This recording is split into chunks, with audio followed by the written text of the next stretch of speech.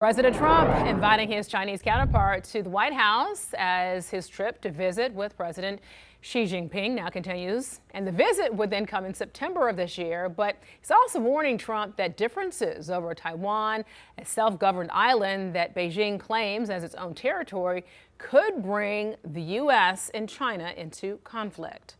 As Libby Dean reports now, Trump's visit to China also comes as tensions remain high with Iran.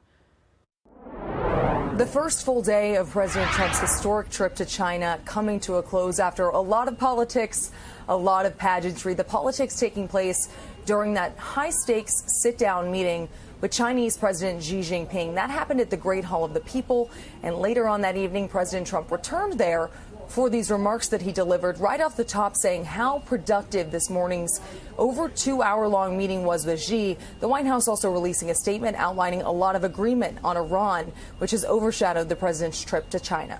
We had extremely positive and productive conversations and meetings today with the Chinese delegation earlier. And this evening is another cherished opportunity to discuss among friends some of the things that we discussed today, all good for the United States and for China. Two balancing acts playing out, one on Iran, the other on Taiwan. On Iran, the White House is claiming that Chinese President Xi agreed the Strait of Hormuz needs to be opened. China has lost out on a lot of its oil supply from Iran during the war, and the White House claims that Xi expressed interest in purchasing more American oil.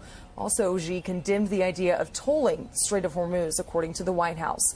What they didn't mention in the statement is Taiwan, despite China mentioning it off the top. Late last year, Trump's team approved an $11 billion arms package for Taiwan. That hasn't fully been delivered on yet, and the question was if President Trump would recommit to Taiwan or change the U.S. position. China did attempt to shape the narrative, quickly stating this was the most important issue of the meeting, Taiwan, and it was very important to Chinese President Xi Jinping. With the first full day coming to a close, President Trump has two major things left on his schedule. That is a tea and a lunch with Chinese President Xi Jinping. At the White House for News Nation, Libby Dean. Queen City News Plus. Just search Queen City News on your smart TV's app store.